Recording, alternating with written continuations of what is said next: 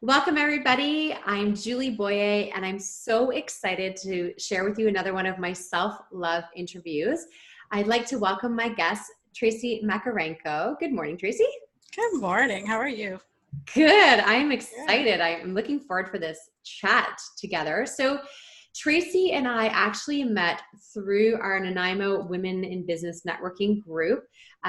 She, like me, is newer to the island and island life. So, I'm excited to kind of get into that conversation on what it's like to move around and build new community. But the reason I was so interested in connecting with Tracy, almost within moments of us meeting, is because Tracy is actually she's a certified holistic life coach and intuitive healer. She's also a best-selling author.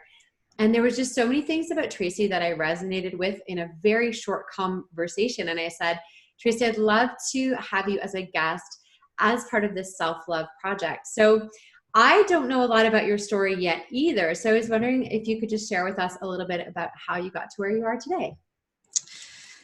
Oh, wow. Okay. I know we only have so many minutes, but I'll try and sum it up as quick as I can. Um, I got married in the early 90s, and my husband is an engineer, and it became very clear within the first few years of our marriage that I was going to have to support him in his career. So at the time, we were living in Yellowknife, Northwest Territories, Canada, and we ended up moving within days of getting married to Edmonton, Alberta. Oh, And then within 2 years, we moved to Washington State in the United States. We were there for about 2 years. Then we moved to San Francisco. We were there about 16 months. Then we moved to Brazil. We were there for about a year and a half. And then he moved me all the way back to Yellowknife after that lovely exploration. And I went back to Yellowknife pretty much kicking and screaming. I was so excited to have been exploring the world. We had two young kids at the time. And going back to Yellowknife was not going back to my roots. It was going back to somehow it had built up in my mind emotionally and mentally and became very daunting to think about the things you do when you're younger and the people you've maybe hurt or the people who've hurt you and I came to a point where I think I was having an emotional mental breakdown. So when I got there, I sat around for about 6 months and just did a lot of self-love and self-care and tried to get back to myself. Because when I left home, and for many people who have done this, you'll know that you become a different person. You no longer are in those constraints of who your parents think you are, your siblings or your friends or your family or your coworkers or the community. You get to blossom and bloom into something else. And so taking the person I'd become back to a place where I felt everyone was going to judge me in a very old way was just very daunting to me.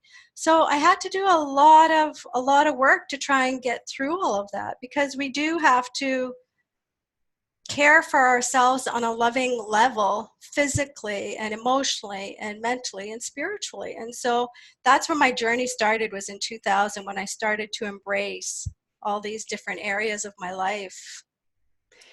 And it's also interesting. I mean, you went from San Francisco, which is like beautiful and sunny and foggy, but also like a very different climate. And you go to Yellowknife where the days, I mean, the winters are tough. It's dark for most of the time. So not only do you have the emotional, upheaval of going back to where you were from as a different person, but you have the emotional weight of living in a place that's very dark, and the winters are very, very difficult, and that plays a lot with our mental health as well. So it's interesting that you took that time and became introspective, and then kind of moved forward into this business that you have today. But I believe when you first started, you didn't actually start as a holistic life coach. You started along a different path. Can you tell us a little bit about that? No, I mean, life is a journey, and that part was a huge journey for me to get where I needed to change my life into something different.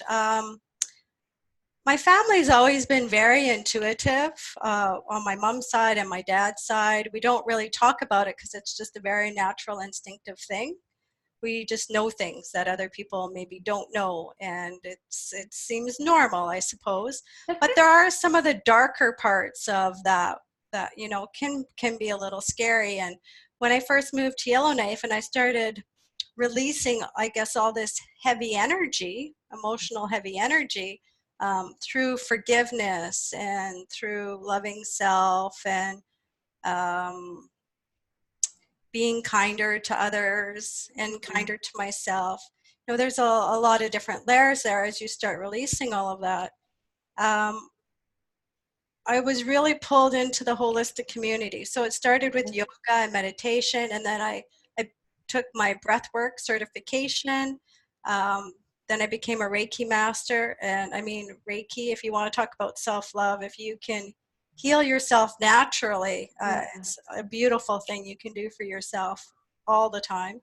Yep. And then somebody said to me, the words craniosacral therapy, and there was something in that that just exploded within me. And I took all my certification within about a 2.5 year period. Um, it's all about compression and decompression of the body and unwinding all the cellular memory and the tissue to bring it back into a normal and natural state.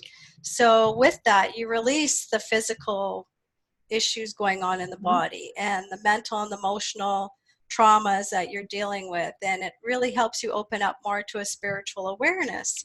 Then I added in visceral manipulation and brain therapy and a bunch of other things, including a shamanic practice. But I found I was doing so much single appointments, and Okay. people would come for me to get work done, but they weren't really doing their own work.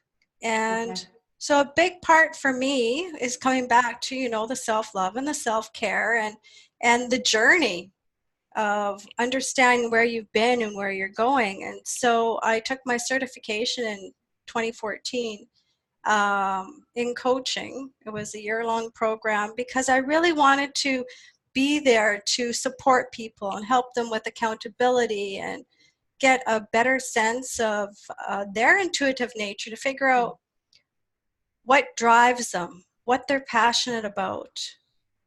It was just a really important part of the process for me that I wanted to be able to share on a larger scale. I think it's really interesting because I have experience with all those modalities from different practitioners as well. And I've worked with several different coaches. I don't know a lot of people who went from like the Reiki craniosacral kind of work and life and then became into a life coach. So you bring a really different perspective, I think, to what it means to work with a life coach. And I like that you are a certified holistic life coach as well, because you've got all this other incredible work that you've done that really helps, I'm sure, to serve your clients in a different way than perhaps another coach is. And I think, I mean, of course, the great thing about coaches is there's always one that's going to resonate with you the most in terms of what you need at that time. And in that moment, you're going to find the right coach that you need. Of course, there's a coach for every person in every Mm-hmm. situation. So do you find is now your whole entire practice working one-on-one in coaching situations? Do you do group coaching? Do you still do any of the physical touch therapy, anything like that? What does it look like today? Well, as you know, I was in Yellowknife. A lot of transition happened there. In 2004 is when I moved to Okotoks, Alberta, outside of Calgary, and that's really when I got my practice up and running, and that's when all the transformation happened. More recently, I've moved to Nanaimo, and so um, my practice looks a little different than it did Okay. before I moved. Um, and the hands-on, I love it, but it's not what really feeds my soul anymore. I Okay. take all the concepts of, past life regression and cellular release and somatic emotional release and using our intuition into my coaching practice. And I do that as a one-on-one. with people Okay. at a different level so that they can really encounter the change in their own body and be aware of it. Mindfulness is really huge in what Yes. I try and teach people. Yes. So important. I teach workshops, online workshops. I also, you will find me doing retreats. So a lot of people will get me to come in and speak at retreats or Okay. do mini sessions with them. Of course, then I have the books. So I talk a lot Yeah. about the books and yeah. I think what's interesting, Tracy, and I think this is something that a lot of people might resonate with is, as an entrepreneur who changes physical locations, I mean, even just moving one city over for some entrepreneurs, they can lose their entire business. And that's scary. And you took that change, the moving around, and instead of losing your business, you actually reinvented yourself. You changed the way that you work with clients so that even though you physically moved to a new place, you now have a different way of serving people. I imagine you can do some of your coaching work through a Zoom meeting as well, as you and I are Oh, meeting right now. yeah. And I do all my coaching through Zoom. I Yeah. do my online workshops through Zoom as well. It's a great way to connect with other people, and I love being able to see other people when I'm Yeah. talking to them. I mean, Zoom also has the capacity to just call in on the phone as well if you're kind of like on the run. So it's great that you can connect on multiple levels.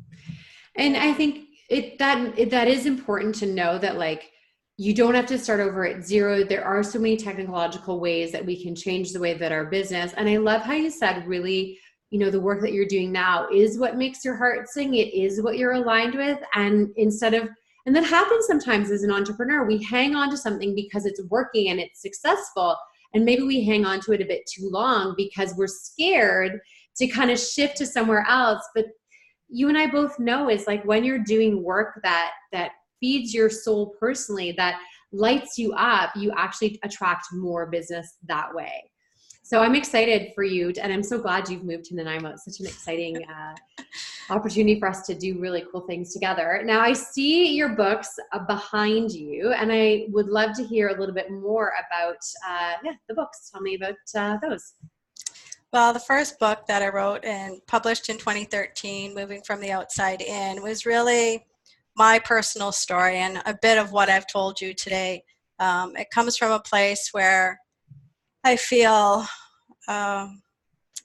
my life was built up with things outside of me. So it was, calling my friends and maybe going shopping or, like all the, I don't want to say material things, but all these things. I was, That I came from was, the outside, yeah, right? I Yeah, was that we're detached from myself yeah. and trying to build an outside life. And I think a lot of that came from all the moving that has taken place because it wasn't just in my adult life. That happened a lot in my childhood as well.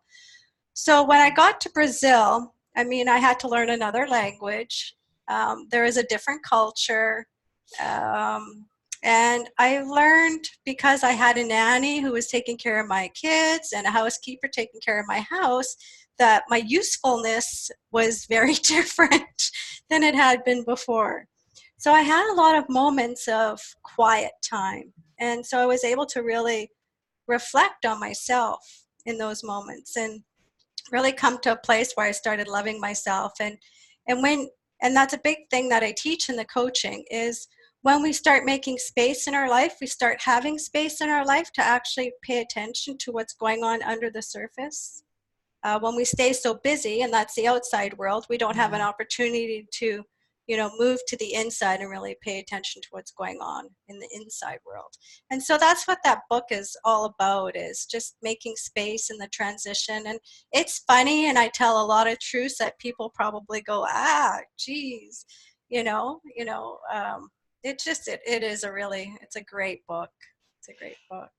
So, what would you say to a mom or a dad who are watching this and they're like, Tracy, that's great for you. You had help at that time, like you I know. had that space. I was so That's all lucky. fine and dandy, but I don't have any help. I don't have No. any space in my life. I really am just so busy to take any moment for myself, for self-love or self-care. What would you Yeah, say? I'd say that's not a truth.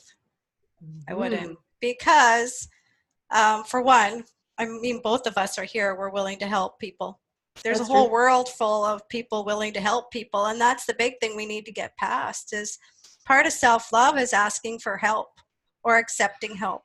Yeah. So, I mean, if people can't get to that point, they're not going to make the changes they need. But we all have room to make space in our life. I don't believe in multitasking. I believe multitasking actually wastes time. It doesn't save time.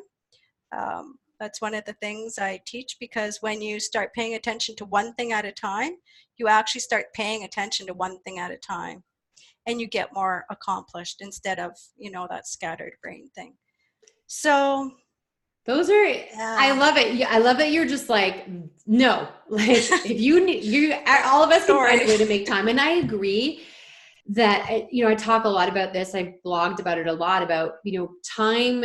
I mean, it is our one resource that we don't have more of, but it's up to us to create from a priority perspective what is most important. And gratitude, that's a big one for me, is actually what brings us into the present moment and allows us to single task. Because when we stop, when we have that moment of gratitude, when we just pause, it does not take a lot of time. No. Breathe. You said breath work is very important to you. Breathe and focus on one thing. I know in my own life, when I do have those moments of quiet and work, and I can get so much done in like 30 minutes that might take me 3 or 4 hours if I'm constantly getting interrupted, if I'm trying to do 2 things at once, if my email's dinging, if I'm checking my phone. So that is a beautiful piece of advice, and asking for help. Mm-hmm. Because you're right, there are so many people and so many ways that we can have help. I mean, you have a book, you are a coach, I have a podcast, I'm doing these videos. Like, there's so many ways that you can connect with someone today that does not take a lot of time or effort, but it can really make a huge change. I'd like to hear a little bit about Tracy now, because for someone who's moved around so much and whose life has been in upheaval probably more times than most of us will ever experience in our own lives, what are some of the ways that you practice self-love in your own life, especially having, you're constantly basically having to reground yourself, right? So what is it that you do for self-love that you carry with you wherever you go? Wow. Well, I think it changes, not only with every move, but every year of our life, every transition we have. My kids now are grown; they're 23 and 25, so I can do self-love a lot different now than when they were little, when I had to lock myself in the bathroom to get 5 minutes of quiet time, right? Yeah. So things shift and change, but a big thing is I do believe intuitively, if we follow what we need, we will support ourselves at another level. So a lot of what I coach is the things that work towards the intuition. So intuitively, when I wake up in the morning, do I need to lay there for another half an hour, or do I need to get up and go to the gym, or do I need to go for a walk? Do I need to meditate? So I really attach into my person and figure out what I need that particular day, because it's not going to be the same every day, and people forget that, and they think, oh, well, my morning I'm going to get up at 5, I'm going to go to the gym, then I'm going to do my gratitude journal, and then I'm going to have this really healthy breakfast, and then Yeah. sometimes that works for a period of time, and I've been there and I've done that, but there's a period of time where maybe that doesn't work anymore. And I think having the permission to change your morning routine is key, because I do get caught up in but I have this beautiful morning routine and it's changed. And even in the past year living on the island, I've seen my morning routine change and evolve. I used to have to go to the beach every morning for sunrise. And yes, I love watching the sunrise, but I would go every morning no matter what, because I was using it as a way to create space in my life. That's how I created space. Yeah, you need But that quiet time. now I have more space, and I actually am in a better mental state. So I don't have to rush out every morning, because I'm not in that same place of, desperately needing space. I'm actually more grounded, I'm more stable, and all those things. So thank you for mentioning giving us permission. I always ask, as I wrap things up, if you could share just one thing that people could start doing today. You've shared a lot of amazing tips, but if you could just pick one of them, what would that be for you? Meditation. Okay. I know people always come back to it, and it's a hard thing for people to do, is just sit and be still. But when you sit and you be still, you let go of the crazy. If I can call it that, it's like our head can actually get to that place. And I mean, it doesn't have to be, it doesn't have to be sit and be still. You can go for a walk and it can be a meditation.